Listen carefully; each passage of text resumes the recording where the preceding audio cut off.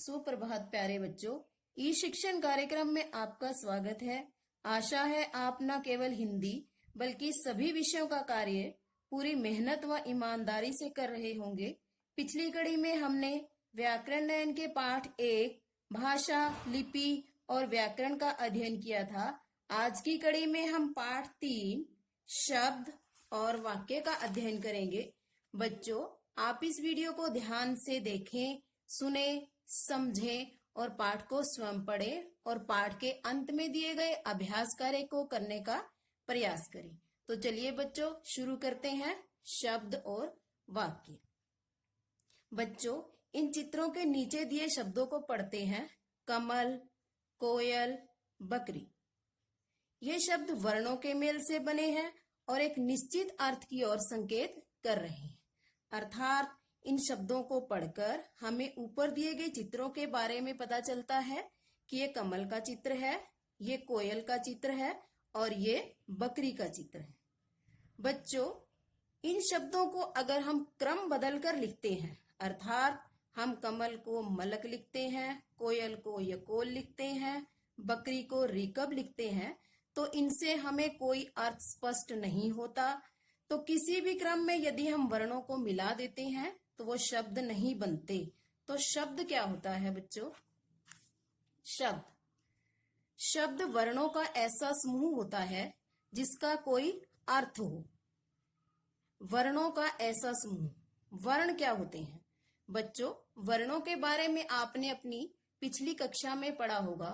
वर्ण भाषा की सबसे छोटी इकाई होती है और किसी भी भाषा को पढ़ने के लिए, सीखने के लिए, समझने के लिए हमें वर्णों की आवश्यकता पड़ती है।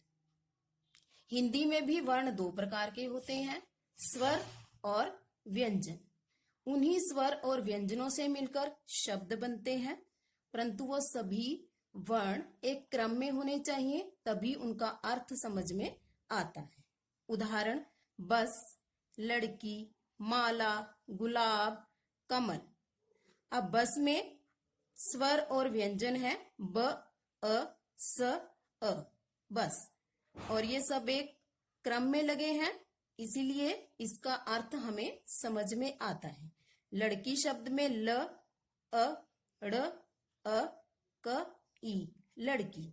माला में म, आ, ल, आ, माला। तो बच्चों, वर्णों से मिलकर ही शब्द बनते हैं, परंतु उनका क्रम सही होना चाहिए। तो वर्णों का ऐसा समूह जिसका कोई अर्थ निकलता है वह शब्द कहलाता है। अब अर्थ के आधार पर शब्द 2 प्रकार के होते हैं, सार्थक शब्द, निरर्थक शब्द। सार्थक शब्द, जिन शब्दों का कोई अर्थ निकलता है वे सार्थक शब्द कहलाते हैं, जैसे कमल, दूध, दाल, रोटी। अर्थात इन शब्दों को पढ़कर हमें इनके अर्थ के बारे में समझ आता है, परंतु यदि इनका क्रम सही ना हो तो ये निरर्थक शब्द बन जाते हैं। अर्थात इनका क्रम सही ना होने पर ये अर्थहीन हो जाते हैं। निरर्थक शब्द, जिन शब्दों का कोई अर्थ नहीं निकलता वे निरर्थक शब्द कहलाते हैं, जैसे वूद, वाल, वोटी, मकर। इन शब्दों से हमें कोई अर्थ समझ में नहीं आ रहा तो ये बिना अर्थ के हैं, अर्थात निरर्थक शब्द हैं और इनका क्रम भी सही नहीं है। उसके बाद है वाक्य। बच्चों, जिस प्रकार वर्णों के मेल से शब्द बनते हैं उसी प्रकार शब्दों के मेल से वाक्य बनते हैं। यदि शब्दों का क्रम सही नहीं होता तो वाक्य का अर्थ भी स्पष्ट नहीं होता। जैसे माँ खा रहा गाजर खरगोश है, व्याकरण की दृष्टि से यह वाक्य गलत है। मंदिर माताजी रही है जा, ये वाक्य भी गलत है क्योंकि इसमें शब्दों का क्रम सही नहीं है। अब इसे हम सही क्रम में लिखते हैं। माँ खरगोश गाजर खा रहा है, माताजी मंदिर जा रही है।